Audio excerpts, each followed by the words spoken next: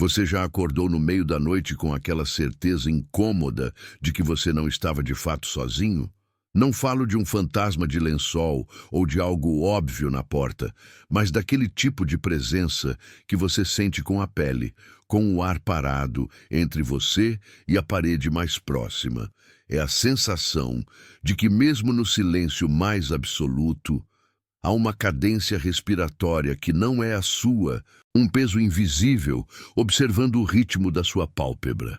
É um estado de vigilância passiva, onde o medo não é o resultado de algo que aconteceu, mas a fundação de tudo o que ainda pode acontecer.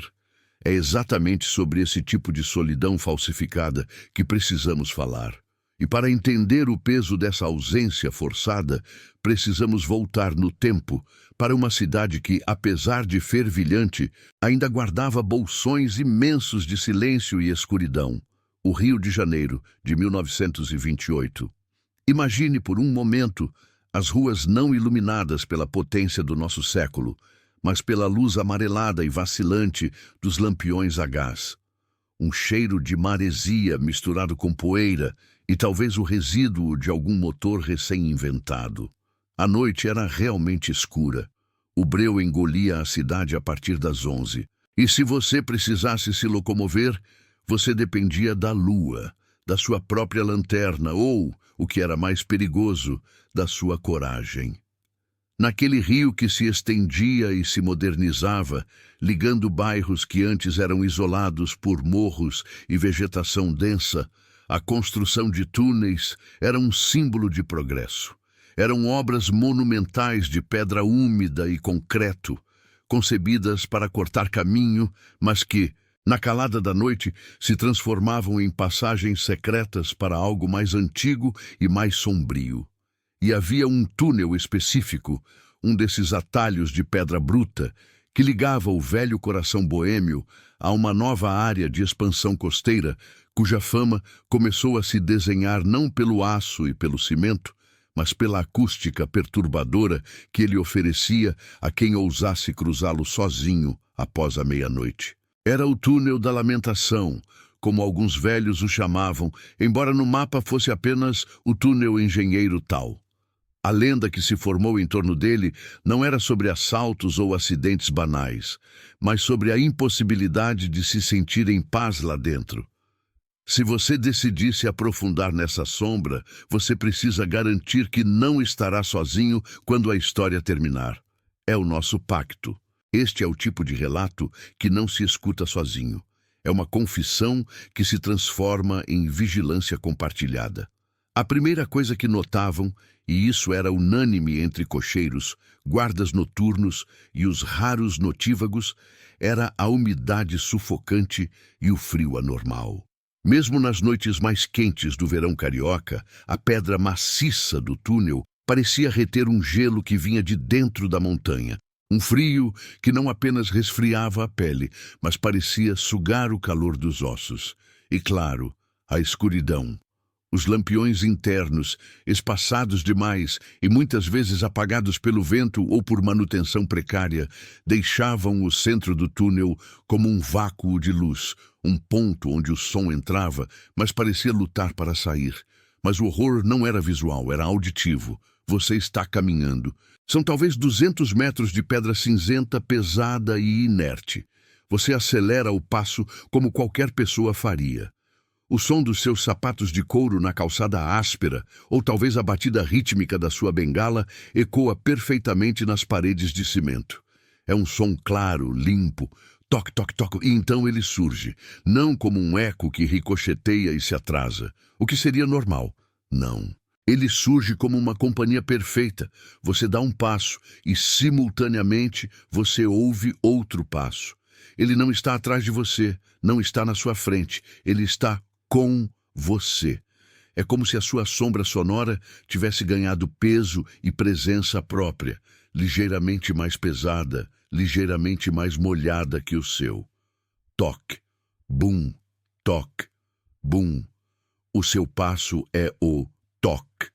O outro passo, o intruso, é o bum. No início você racionaliza. Deve ser o eco natural da construção, uma peculiaridade da geometria da pedra, um fenômeno acústico bizarro. Você para, subitamente. O coração acelera no peito.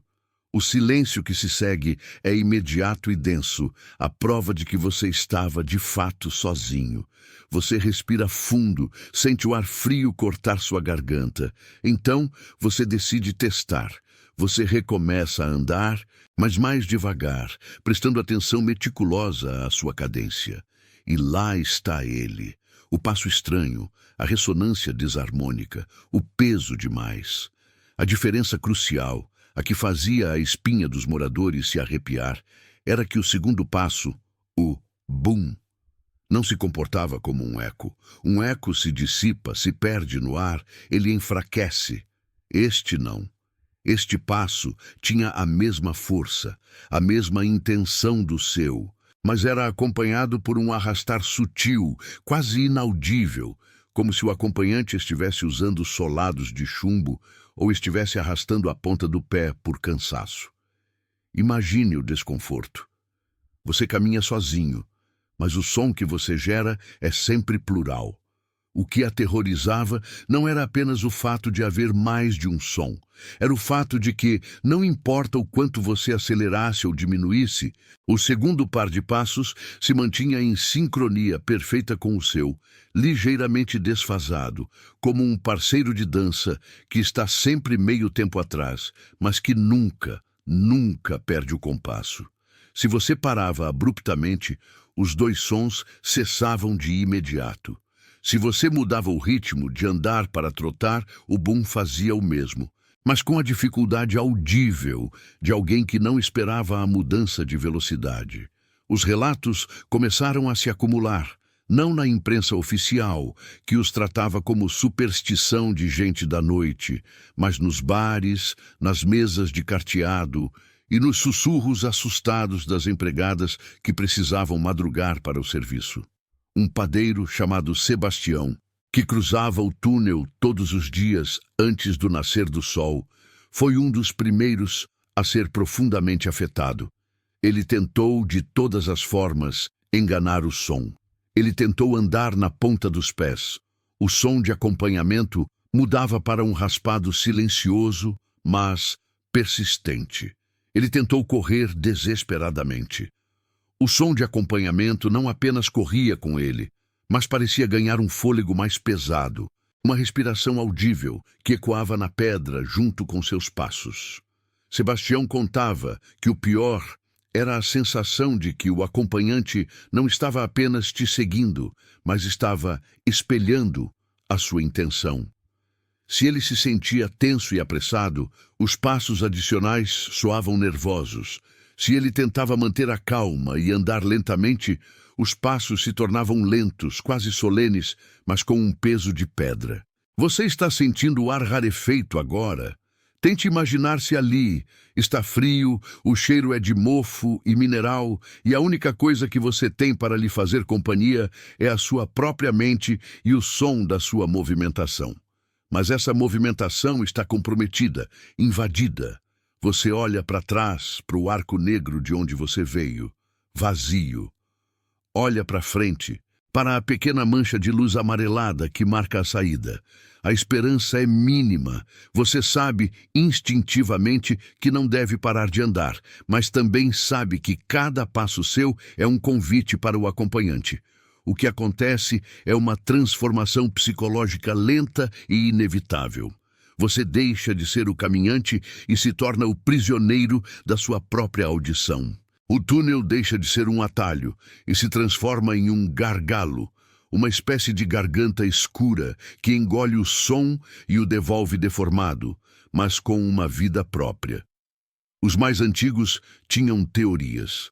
Alguns diziam que o túnel havia sido construído sobre um antigo cemitério e que os passos eram as almas dos que foram incomodados, agora presas à estrutura de concreto.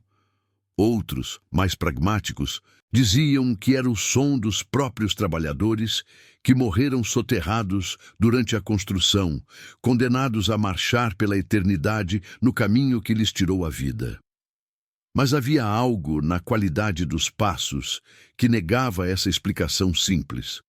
Os passos não eram fantasmagóricos ou etéreos, eram materiais, eram sólidos, quase como se o próprio concreto estivesse caminhando com você. Um jovem entregador, que trabalhava para uma casa de câmbio na época, chamado Ernesto, teve uma experiência que o marcou para o resto da vida. Ele tinha que entregar uma maleta importante de madrugada. Ele era cético em relação às histórias. Ele entrou no túnel com uma lanterna forte e uma atitude de desdém. Se tem alguém me seguindo, que se mostre. Ele teria dito para si mesmo, aumentando o tom de voz para cobrir o medo que sentia. Quando os passos duplos começaram, Ernesto parou e apontou a lanterna para trás. Nada. Ele chacoalhou o feixe de luz de um lado para o outro. Apenas as paredes úmidas. Então, ele fez algo que ninguém mais havia feito. Ele tentou criar um terceiro som para ver se os passos o imitavam. Ele assobiou uma melodia simples, uma marcha popular da época. E foi aí que a coisa mudou de assustadora para abissal. Quando Ernesto começou a assobiar, os passos não apenas o acompanharam em sua cadência, mas surgiu um terceiro som, muito mais sutil, mas inconfundível. Um chiado baixo e úmido, algo que parecia deslizar sobre a pedra, como se o acompanhante tivesse notado que ele estava tentando trapacear e estivesse agora rindo. Um som escorregadio, frio e completamente desumanizado. Ernesto não correu, ele simplesmente travou. Ele descreveu depois, em um estado de choque catatônico, que o som dos passos duplos e o chiado se tornaram o único som dentro daquele cilindro de pedra. Ele fechou os olhos, mas isso só amplificou o inferno auditivo. Ele estava preso no centro, imobilizado pelo medo e pelo pânico de que a entidade não estava mais apenas acompanhando seus passos, mas estava agora comentando sobre sua presença. Ele disse que a experiência era a de ser testemunha da sua própria invasão, como se o acompanhante estivesse absorvendo sua energia, sua ansiedade, para se manifestar. Quando ele finalmente conseguiu se mover, ele correu, é claro. Correu como um louco, deixando cair a lanterna, a maleta de dinheiro esquecida pela metade do caminho. Ele saiu do túnel cambaleando para a luz da madrugada, para os primeiros sons da cidade acordando. Ele estava ileso fisicamente, mas a maleta não estava. Quando a polícia foi recuperar os valores, a maleta estava lá, aberta, intacta, e o dinheiro espalhado na calçada. Mas não havia sinais de arrombamento ou luta. Ninguém havia tocado no dinheiro. O que se perdeu não foi o valor monetário. O que se perdeu foi a sanidade. O túnel da lamentação tinha uma regra. Ele te dava companhia, mas cobrava sua solidão. E a perda dessa solidão era a perda do seu controle mental. Os passos sempre vinham em dobro ou em triplo. Eles eram a certeza de que você jamais estava sozinho em seus movimentos mais íntimos. A verdadeira virada nessa história ocorreu quando as pessoas começaram a tentar se mover em grupos. 2, 3, até 4 pessoas juntas. Em teoria, isso deveria dissipar a estranheza. Se houvesse 4 pessoas, haveria a cacofonia de 8 sapatos. Mas a matemática do túnel era diferente. Se 2 pessoas entravam juntas, lado a lado, o som dos seus passos se misturava em uma massa, mas logo se distinguiam 2 passos extras, perfeitamente sincronizados com o grupo. 4 caminhantes, 6 sons. Se 3 pessoas entravam, eram 5 sons. A constante era sempre o número de pessoas presentes mais 2, e o que tornava o terror ainda mais íntimo, mais pessoal, era que, se você estivesse no meio de um grupo e por um instante você pisasse de forma diferente, hesitando ou escorregando, o som extra, o bum pesado e molhado, sempre acompanhava você. Ele se ligava ao indivíduo, não ao grupo. Ele era um parasita acústico que escolhia a ansiedade de quem estava mais vulnerável para se manifestar com mais força. E na escuridão daquela passagem de pedra, em 1928, a vulnerabilidade era uma constante. Se você já sentiu esse ar frio, se já teve a certeza de que algo te observava na calada da noite, deixe um sinal nos comentários. Basta escrever: "Eu ouvi isso", para saber que não estamos sozinhos nessa vigilância. Essa sensação de ter sua realidade auditiva roubada, transformada em um dueto involuntário, fez com que muitos moradores passassem a noite em claro, esperando o sol, ou fizessem longos desvios pela praia, apenas para evitar a entrada daquele buraco na montanha. Mas a cidade estava crescendo. O rio precisava daquele atalho. E por mais que o medo fosse real, a vida continuava. As pessoas precisavam cruzar. E com o aumento do tráfego, os passos começaram a se tornar mais do que apenas um acompanhamento passivo. Eles começaram a ditar o ritmo. Eles se tornaram opressores, quase impacientes. O terror deixou de ser apenas a prova de que algo estava lá. Ele começou a se transformar na ameaça de que, se você tentasse pará-lo ou ignorá-lo, o acompanhante faria algo para garantir que você notasse sua presença, algo que exigiria sua atenção completa, algo que quebraria de vez a barreira entre o som e a matéria. É nesse ponto que a história de 1928 deixa de ser apenas sobre ruídos estranhos e se torna sobre a perda de identidade, a perda de controle sobre o próprio corpo. Porque quando você percebe que a única maneira de se livrar dos passos é parar de andar para sempre, você entende que o túnel não quer apenas sua companhia, ele quer sua permanência. E há uma última coisa que contavam. Algo que só os que estavam no túnel, na hora mais silenciosa da noite, entre 3 e 4 da manhã, conseguiam perceber. Se você parasse de andar e esperasse no silêncio úmido, não importava o quanto você prendesse a respiração. Você ainda conseguiria ouvir, muito baixinho, o som de um único passo, esperando que você recomeçasse. Um único som, lento e paciente, logo atrás de você. E ele estava se aproximando. Você já acordou com a sensação de que alguém havia acabado de sair do seu quarto. Não havia ruído de porta, não havia rangido de assoalho, apenas a certeza, a terrível certeza quente, de que a solidão em que você se encontra agora é uma solidão pós-presença. É com essa sensação que o nosso protagonista, no Rio de 1928, começou a viver o seu dia, toda e qualquer vez que ele precisava atravessar aquela passagem subterrânea. A parada 1 havia revelado o óbvio, o impossível, que os passos do homem, vamos chamá-lo de Inácio, não eram seus, eram dele e de outro. E o outro não tinha corpo, mas tinha peso, tinha ritmo. Tinha uma insistência que ia além do eco. Inácio tentou de tudo. Na terceira noite da semana, ele entrou no túnel rastejando, como se pudesse enganar o chão, o ar, o próprio ato de locomoção. Ele moveu-se lentamente, apoiando as mãos no asfalto úmido e frio que ainda cheirava a cimento novo e a poluição incipiente dos carros. Ele esperou 1, 2, 3 segundos. O som de seu joelho arrastando o atrito da calça de brim. E então, bum, bum. O passo duplo vinha rastejando também, mas sem o som de tecido, sem o som de osso. Era um som de impacto, de massa caindo e sendo absorvida, como se fosse um corpo pesado de gelatina se arrastando na escuridão. Não era um eco, eu repito. Ecos são fracos, são reflexos enfraquecidos. Aquilo era uma sombra sonora, com a mesma intensidade do original, mas ligeiramente perturbadoramente mais lenta. Aos poucos, Inácio percebeu que o medo não vinha do som em si, mas da antecipação. O corpo dele começou a esperar o segundo som. Sua mente se tornou um pêndulo, uma contagem regressiva para a prova irrefutável de sua loucura. Ele caminhava e o cérebro gritava: vai vir agora! E de fato, vinha. Se você está comigo neste ponto, no escuro, ouvindo a história de algo que aconteceu há quase 100 anos, então você é parte disto agora.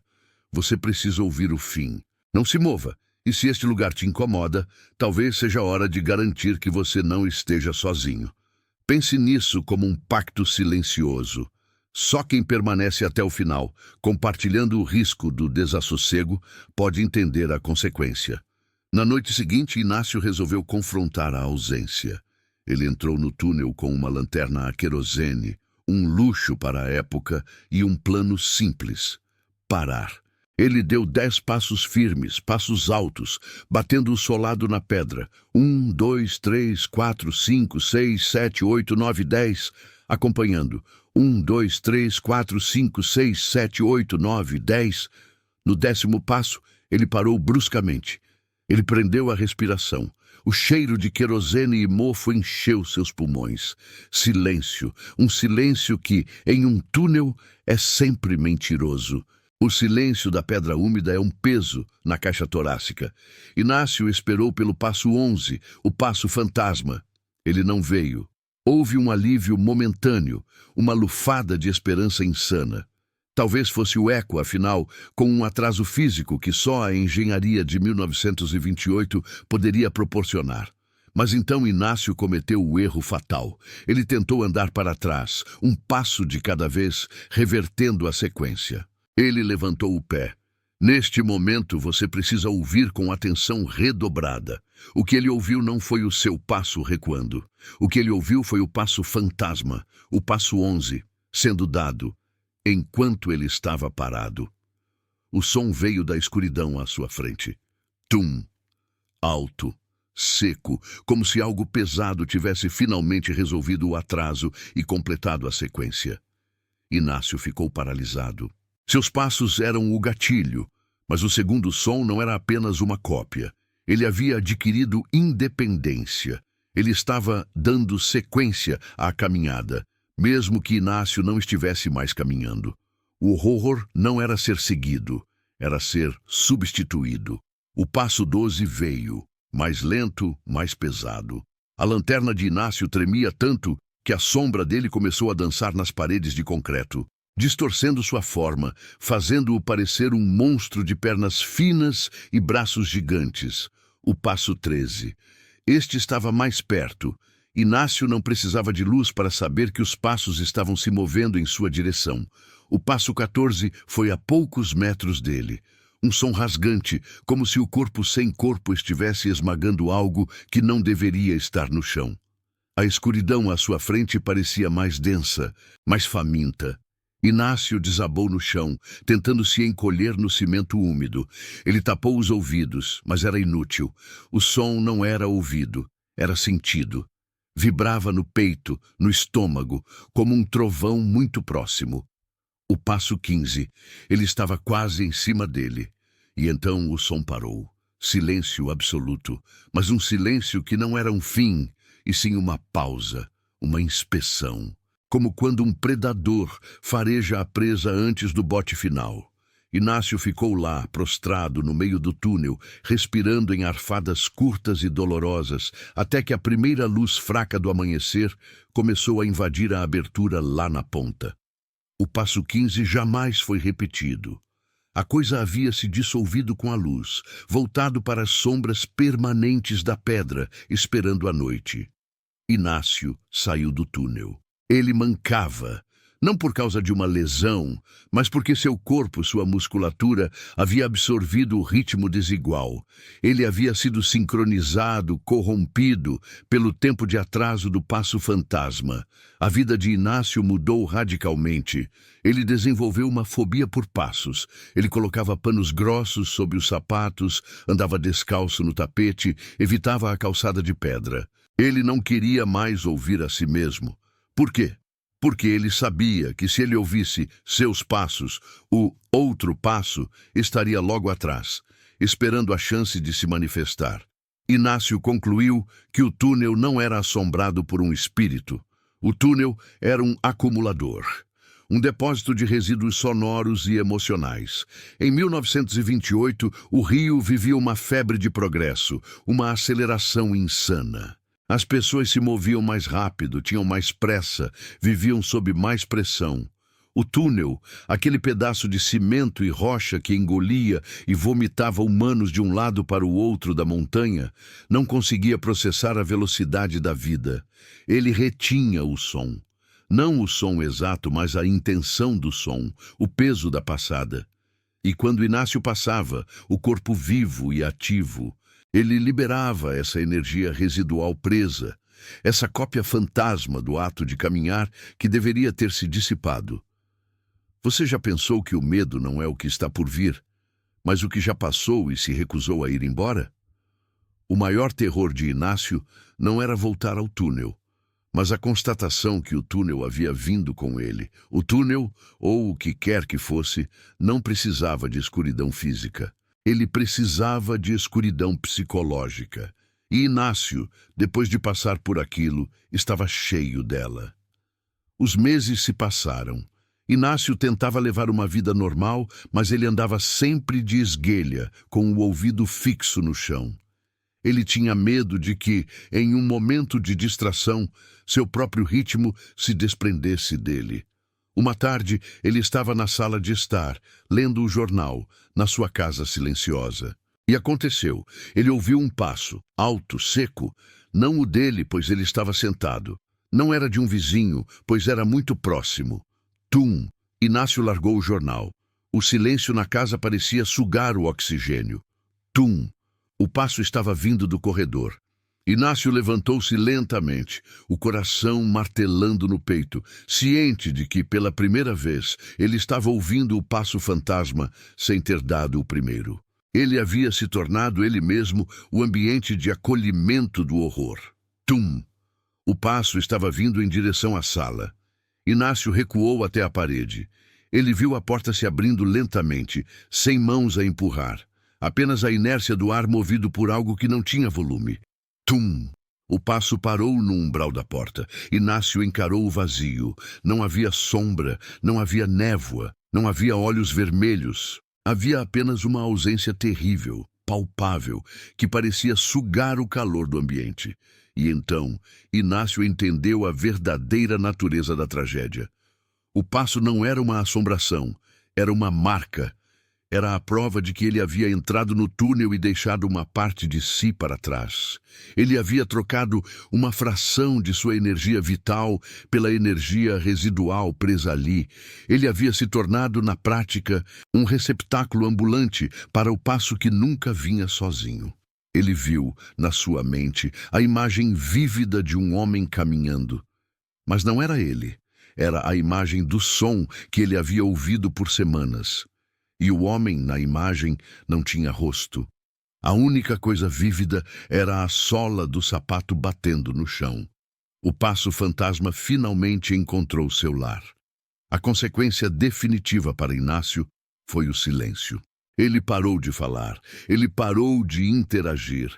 Ele se tornou uma figura reclusa, vivendo em uma casa cheia de tapetes grossos e cortinas pesadas, onde o som era abafado, onde ele podia controlar a única coisa que realmente importava: o silêncio. Porque ele sabia que se ele fizesse um som, o segundo som viria. E o segundo som agora morava em sua casa, em seu corredor, esperando a oportunidade de se manifestar e caminhar por ele. Inácio, de 1928, um homem que atravessava o progresso do Rio de Janeiro, acabou vivendo o resto de sua vida em um silêncio opressor, porque ele descobriu que alguns lugares não só absorvem o som, mas o retêm e o devolvem àqueles que são sensíveis o suficiente para ouvi-lo. Ele percebeu que o túnel não era apenas um caminho, mas uma máquina de ressonância. O túnel, com suas paredes frias e úmidas, é uma metáfora para todas as passagens escuras que atravessamos na vida. Aqueles momentos de transição onde a mente fica vulnerável e a física parece se dobrar. Pense bem, você já atravessou um lugar assim? Um corredor de hospital vazio, uma rua sem iluminação, a escada escura de um prédio antigo? Você estava sozinho, absolutamente sozinho. E quando você chegou ao final, você teve a certeza de que havia chegado sozinho. Ou você sentiu o peso daquele segundo passo, aquele que não deveria existir, mas que você trouxe consigo, agarrado à sua sombra, esperando o momento de silêncio absoluto para finalmente reivindicar o seu espaço.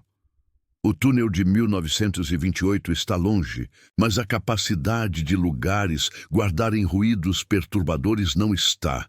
Ela está aqui, agora.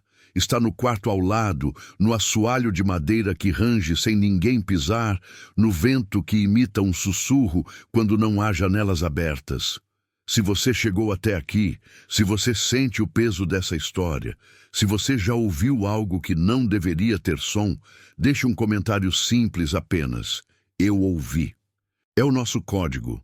É a única forma de sabermos que não estamos sozinhos, mesmo quando o segundo passo está prestes a ser dado.